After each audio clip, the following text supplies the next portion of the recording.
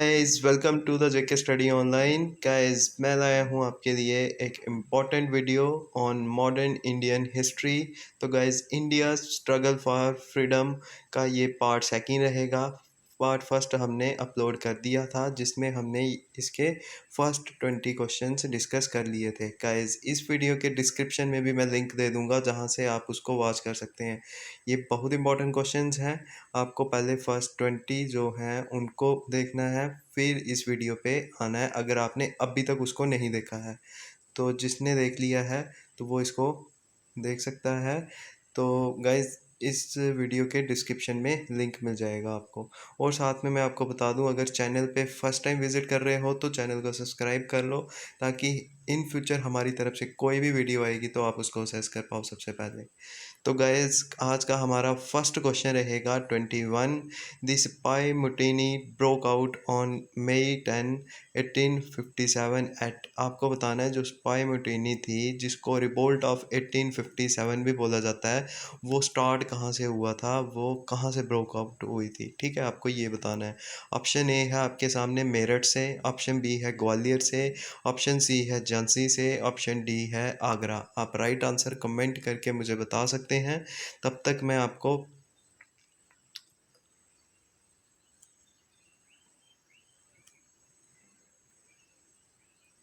तो guys 4 second हो चुके हैं, मैं आपको इसका राइट आंसर बता देता हूँ। तो गाइज़ क्वेश्चन नंबर 21 का अगर आपने अभी तक कमेंट्स कर दिए हैं तो राइट रहेगा ऑप्शन ए यानी मेरठ में। ठीक है, कहाँ हुई थी, ये हुई थी मेरठ में। ठीक है, आपको याद रखना है 1857 रिवोल्ट से लेकर कि ये सबसे पहले कहाँ पे हुई थी, मेरठ में हुई थी, जहाँ कुछ सिपाहियों ने विद्रोह कर दिया था। ठीक है, इसके बाद है क्वेश्चन नंबर 22।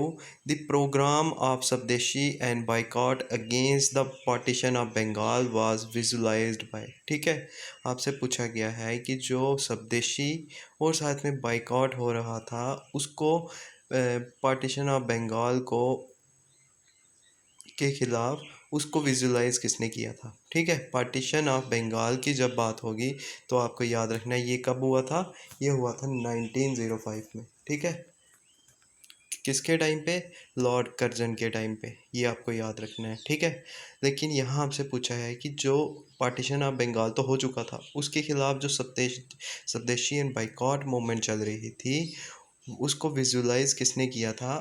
मैं जब तक इसके ऑप्शंस पढ़ता हूँ आप राइट आंसर कमेंट करके मुझे बता सकते हैं। ऑप्शन ए है सुरेंद्र नाथ बनर्जी, ऑप्शन बी है विपिन चंद्र पाल, ऑप्शन सी है अरविंदो घोष और ऑप्शन डी है रास बिहारी बोस। आई होप अभी तक आपने राइट आंसर्स कमेंट कर दिए होंगे। तो गाइस क्वेश्चन नंबर सेकंड का या फिर 22 बोले तो उसका राइट रहेगा ऑप्शन सी यानी अरविंदो घोष। ठीक है, अरविंदो घोष ने ही इसको क्या किया था, विजुलाइज किया था। नेक्स्ट है इसके बाद question number 23। As per August offer 1940 the constitution of India would be drawn by. ठीक है, उन्होंने बोला है कि अगस्त ऑफर 1940 के अकॉर्डिंग जो कॉन्स्टिट्यूशन ऑफ इंडिया है उसको कौन ड्रॉन करेगा। ठीक है, ऑप्शन ए है House of Commons, option B है House of Lords, option C है प्रिंसली स्टेट्स या फिर ऑप्शन डी है इंडियंस। आप राइट आंसर्स कमेंट कर सकते हैं गाइस। 4 सेकंड के बाद मैं इसका राइट आंसर आपको बता दूंगा। आई होप आपने राइट आंसर्स कमेंट कर दिए होंगे। तो गाइस क्वेश्चन नंबर 23 का राइट रहेगा ऑप्शन डी यानी इंडियंस। ठीक है, कौन करेगा इसको रॉन्ग, तो वो करेंगे इंडियंस खुद, ये आपको याद रखना है। नेक्स्ट है question number 24। The first Carnatic war in India was an extension of Anglo French war in. कहाँ पे हुई थी ये, ठीक है, आपको ये बताना है। ऑप्शन ए है Canada, B Europe, C Africa, option D है अमेरिका। आई होप आप राइट आंसर्स कमेंट कर रहे होंगे गाइस। तो आपसे यहाँ पूछा है कि फर्स्ट कार्नेटिक वार जो हुई थी इंडिया में वो एक एक्सटेंशन था एंग्लो फ्रेंच वार का। ठीक है, तो आपको बताना है कि ये कहाँ पे हो रही थी। तो ये आपको याद रखना है ये यूरोपियंस के बीच में हो रही थी, यानी ऑप्शन बी राइट रहेगा यूरोप में। ठीक है, आपको याद रखना है क्वेश्चन नंबर 24 का बी ऑप्शन राइट रहेगा। इसके बाद है question number 25, which of the following statement is related with the provision of charter act of 1833। आपको बताना है कि इनमें से कौन सी ऐसी स्टेटमेंट है जो चार्टर एक्ट ऑफ 1833 से रिलेट करती है। ठीक है, ऑप्शन ए है allowed the companies monopoly of tea trade and trade with China. Option B है put an end to the companies tea trade and trade with China. Option C है has not interfered with companies trade and trade with China. Allowed the company's monopoly of tea trade and trade with China for next for 10 years। बहुत important question है, आपको इसके लिए अच्छी खासी concentration चाहिए होगी इसका राइट आंसर कमेंट करने के लिए। 4 सेकंड के बाद मैं आपको राइट आंसर बता दूंगा। अगर आपको ज़्यादा टाइम लगता है तो आप वीडियो को पॉज करके आंसर कर सकते हैं। तो गाइस क्वेश्चन नंबर 25 का राइट रहेगा ऑप्शन बी, यानी put an end to the companies T trade and trade with China. ठीक है, ये इसका राइट ऑप्शन रहेगा। क्वेश्चन नंबर 25 का ऑप्शन बी राइट है। नेक्स्ट है question number 26, the first definite and forceful expression of the concept of separate homeland for Muslims came from कहाँ किसकी मतलब किसने दिया था। ठीक है, ऑप्शन ए है sir Mohammad Iqbal, option B है रहमत अली, ऑप्शन सी है M A Jinnah, option D है लियाकत अली। ठीक है, आपके सामने 4 ऑप्शंस हैं, आप राइट आंसर कमेंट करके बता सकते हैं कि जो first separate homeland of Muslims का बात थी वो किसने रखी थी और फोर्सफुली एक्सप्रेशन किया था उसका। ठीक है,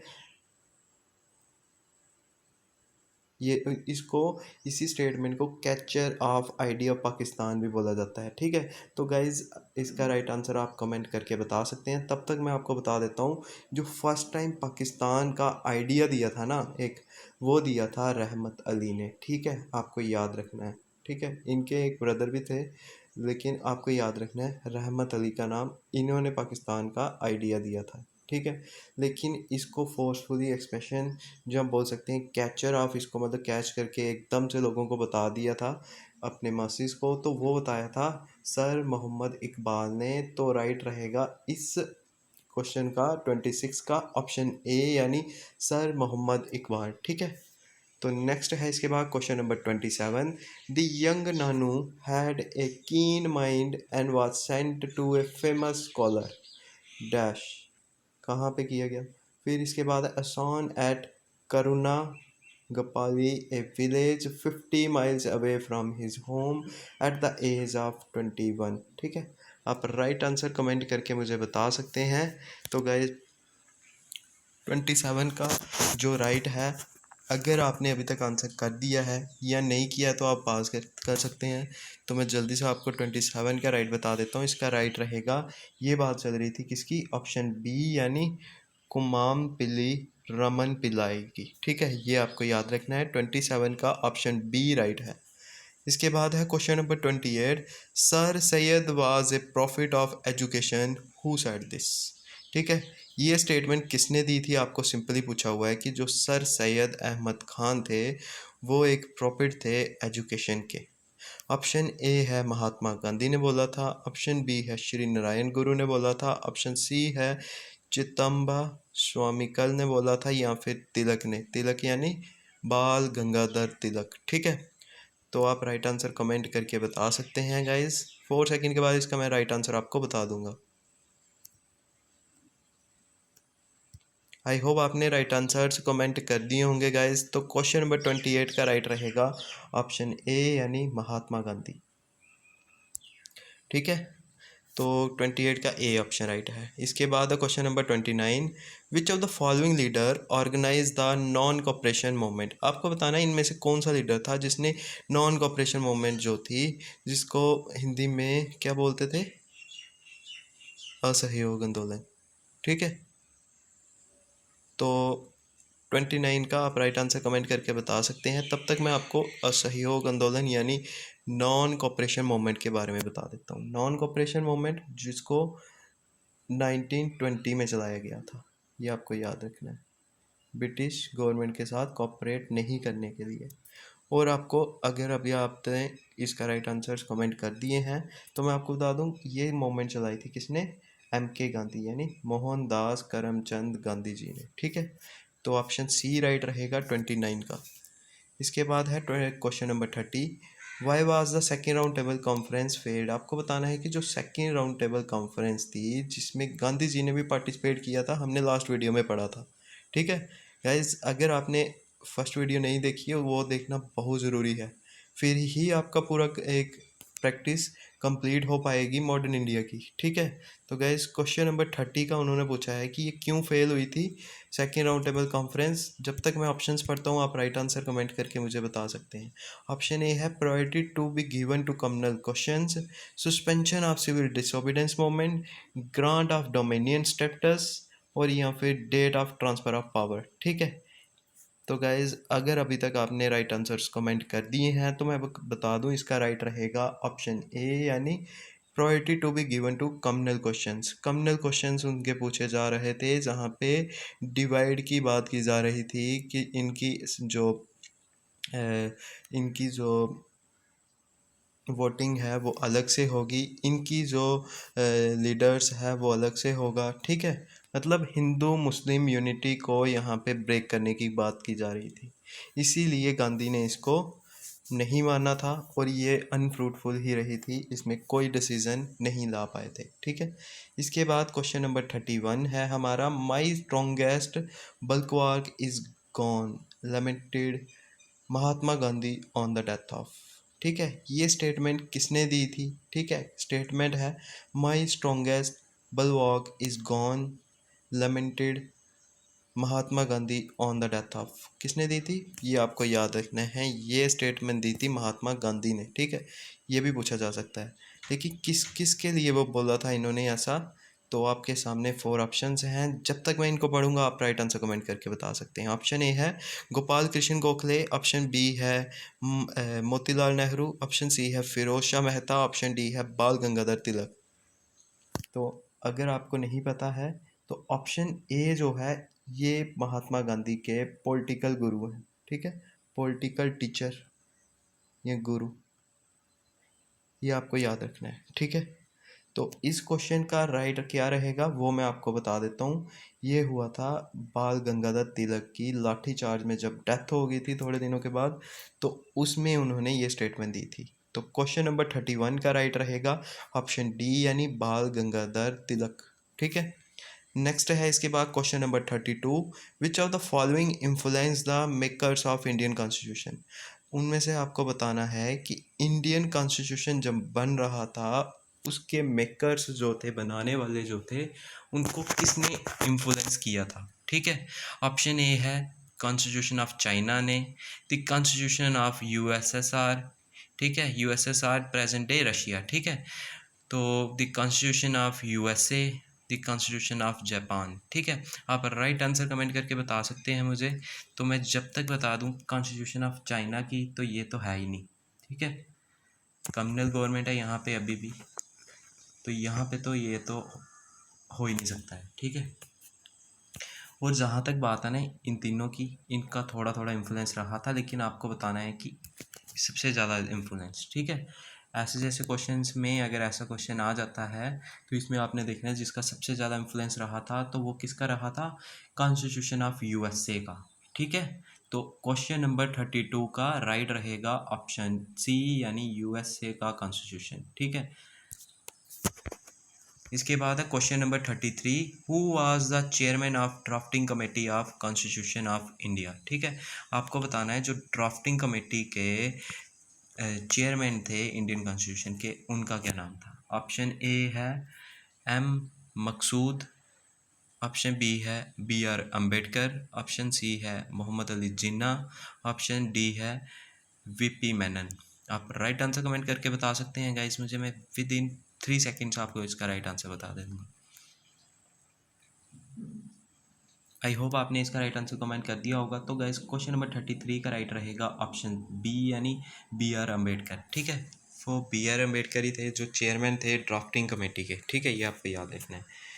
इसके बाद है question number 34, Dandi march undertaken by Gandhi ji was, आपको बताना है कि जो दांडी मार्च जो था, गांधी जी ने जो स्टार्ट किया था विद 72 फॉलोअर्स, तो वो आपको बताना है कि इसमें से कौन सी स्टेटमेंट ठीक रहेगी उससे रिलेटेड। ठीक है, ऑप्शन ए है, ए रूटीन मार्च था, रूटीन में चलते थे, या फिर a part of Quit India movement था वो, या फिर एक part of civil disobedience movement था, या फिर एक डेमोस्ट्रेशन ऑफ कांग्रेस पावर अपनी दिखाना चाहते थे वो।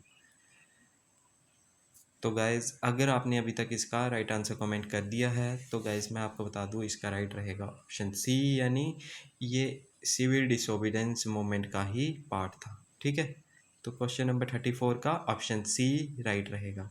इसके बाद है क्वेश्चन नंबर 35।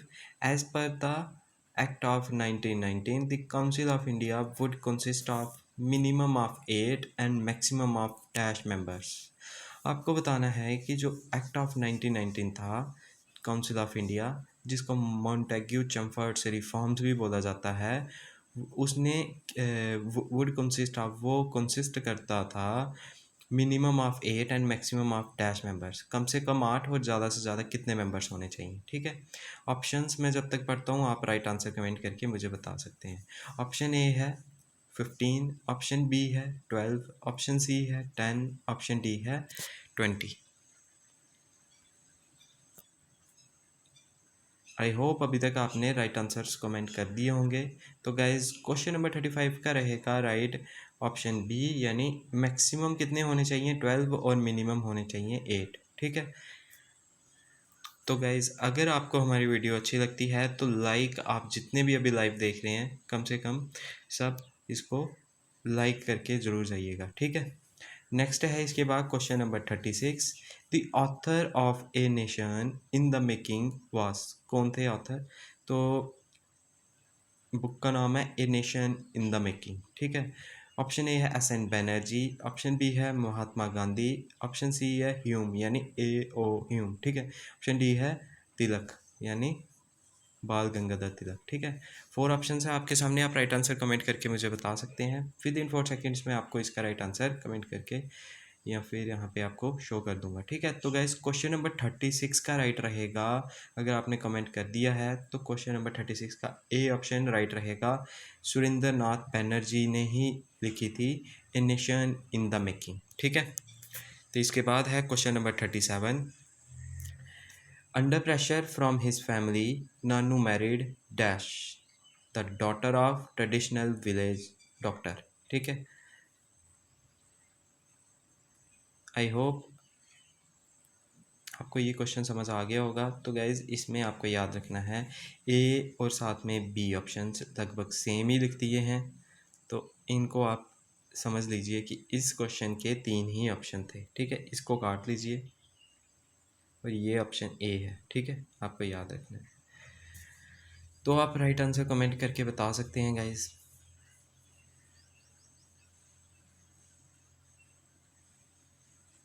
ठीक है, तो आपको याद रखना है कि under pressure from his family, Nanu जो थे उन्होंने मैरिड कर लिया था किससे? काली माँ से करवाया गया था। ठीक है, काली माँ जो क्या थी? Daughter of A traditional village doctor. ठीक है, तो ऑप्शन बी राइट रहेगा इसका। गाइस कुछ क्वेश्चंस के एसएसबी हो या एसएससी हो या यूपीएससी, तो मैक्सिमम ही ऐसे जैसे ही क्वेश्चन डालते हैं, लेकिन अगर आप बात कर रहे हो जेके एसएसबी या एसएससी की, तो वहाँ पे ऐसे जैसे क्वेश्चंस आपको देखने को मिलते ही हैं। जो कुछ ऐसे क्वेश्चंस होते हैं जो कोई नहीं कर सकता, सिर्फ वही कर सकता है जिसके पास ही आंसर शीट होगी। ठीक है, ऐसा नहीं है जिसको अच्छे से पढ़ा है वो करके जाएगा इसका, लेकिन बहुत कम होते हैं ऐसे जैसे जो कैंडिडेट्स हैं उनकी जो एक बोल सकते हैं स्ट्रेंथ है वो बहुत कम होती है। ठीक है, तो क्वेश्चन नंबर 38 का 38 है which one of the following pairs of battle is correctly match. आपको बताना है कि इनमें से जो 4 ऑप्शंस है कौन सी एक राइट है। बहुत इंपॉर्टेंट क्वेश्चन है गाइज 38। ठीक है, इससे आपके लगभग 4 क्वेश्चंस यहीं से कंप्लीट होंगे। ठीक है, इतना मैं आपको बता सकता हूँ। 4 क्वेश्चंस ये और साथ में एक ये जो आप ठीक करोगे। ठीक है, आपको बताना है कि कौन सी बैटल इसमें से करेक्टली मैच्ड है। ठीक है, आपको इसमें से मैक्सिमम से राइट लग रहे होंगे, लेकिन ऑप्शन ए मैं पढ़ता हूँ, जब तक मैं ऑप्शन पढ़ूंगा आप राइट आंसर कमेंट करके मुझे बता सकते हैं, ठीक है। ऑप्शन ए है the second battle of Tarain, defeat of Jaichand of Kannauj by the Mohammad Ghori, ठीक है, क्या ये सही है। The first battle of Panipat, defeated of Sikandar Lodhi by Babur, ये ठीक है।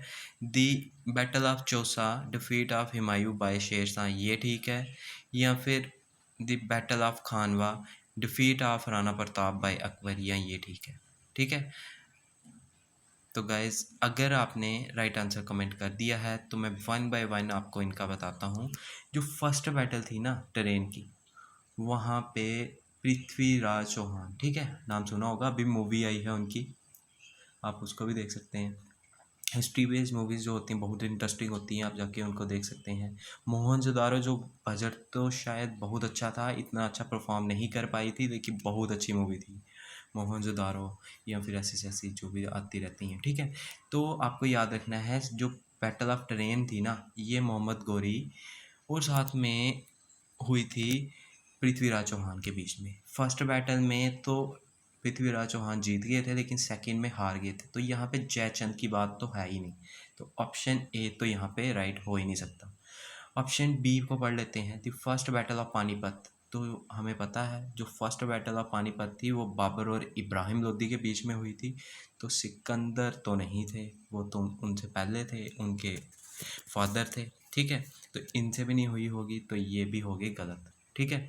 फिर इसके बाद ऑप्शन डी पढ़ लेते हैं हम पहले, ठीक है। बैटल ऑफ खानवा, ये भी अगर बात कर रहे हैं यहाँ पे अकबर की, तो ये बाबर की वार हुई थी, ठीक है। बाबर ने ये लड़ाई लड़ी थी, ना कि अकबर ने लड़ी थी, ये आपको याद रखना है, ठीक है। तो ये भी गलत है इसका। तो फिर इसके बाद आ जाता है ऑप्शन सी, जिसमें बोला है बैटल ऑफ चौसा, ठीक है। कनूज के बाद ये हुई थी नेक्स्ट। तो ये बिल्कुल सही बोला है इन्होंने, ठीक है, कि battle of Chausa, defeat of Humayun by Sher Shah, तो ये बिल्कुल सही बोला है। तो ऑप्शन सी राइट रहेगा, जिसमें उन्होंने बोला है कि हुमायूं की डिफीट हुई थी बैटल ऑफ चौसा में, ये आपको याद रखना है। गाइस बैटल्स के ऊपर भी मैं एक वीडियो लेके आऊँगा, शॉर्ट वीडियो ही रहेगी वो, जहाँ से एक दो क्वेश्चन आ जाता है, लेकिन आपको पता होना चाहिए, ठीक है। तो इसके बाद क्वेश्चन नंबर है 39, the famous resolution on non cooperation under the inspiration of Mahatma Gandhi was adopted in a special session of Congress held at Calcutta in, ठीक है। ऑप्शन ए है सितंबर 1920, ऑप्शन बी है दिसंबर 1922, ऑप्शन सी है अक्टूबर 1924, या फिर ऑप्शन डी है नवंबर 1925। गाइस अभी तक आपने राइट आंसर्स कमेंट कर दिए होंगे मेरे ऑप्शंस पढ़ते, तो मैं आपको राइट आंसर बता दूं। अगर आपको नॉन कॉपरेशन का मैंने ऊपर भी बताया था, अगर आपको यहाँ पे मंथ का नहीं भी पता होगा तो ईयर वाइज भी आप इसका राइट आंसर कमेंट कर सकते थे, लेकिन आपको यहाँ पे प्रॉपरली अब याद रखना है कि ये कब स्टार्ट हुआ था। तो ये हुआ था सितंबर 1920 में, ठीक है। ऑप्शन ए राइट रहेगा, यानी सितंबर 1920 में। इसके बाद है हमारा question number 40, Scindia's troops were defeated by General Wellesley at, ठीक है। आपको बताना है जो सिंधियाज के ट्रूप्स थे उनकी डिफीट हुई थी बाय जनरल वेल्से ने उनको हराया था, तो वो कहाँ पे हुई थी आपको ये बताना है। ऑप्शन ए है बैसीन में, ऑप्शन बी है असाई में, ऑप्शन सी है तंजौर में, ऑप्शन डी है पूना में, ठीक है। आप राइट आंसर कमेंट करके मुझे बता सकते हैं गाइज। क्वेश्चन नंबर 40 आज का लास्ट क्वेश्चन रहेगा। चाहते तो हम और भी क्वेश्चंस डिस्कस कर सकते थे, लेकिन वीडियो बहुत ज़्यादा लंबी हो जाती है, फिर कुछ कैंडिडेट्स बोलते हैं कि ये ज़्यादा लंबी होगी ये वीडियो, ठीक है। तो अगर आप अभी तक आपने इसका राइट आंसर कमेंट कर दिया है तो गाइज मैं आपको बता दूं इसका राइट रहेगा ऑप्शन बी, ठीक है। तो क्वेश्चन नंबर 40 का ऑप्शन बी राइट रहेगा। और आपको याद रखना है गाइज, अगर आप वीडियो को वॉच कर रहे हैं अभी भी, तो वीडियो को लाइक शेयर करके ज़रूर जाइएगा, ठीक है। इससे हमें मोटिवेशन मिलेगी नेक्स्ट वीडियो लाने के लिए। Thank you guys.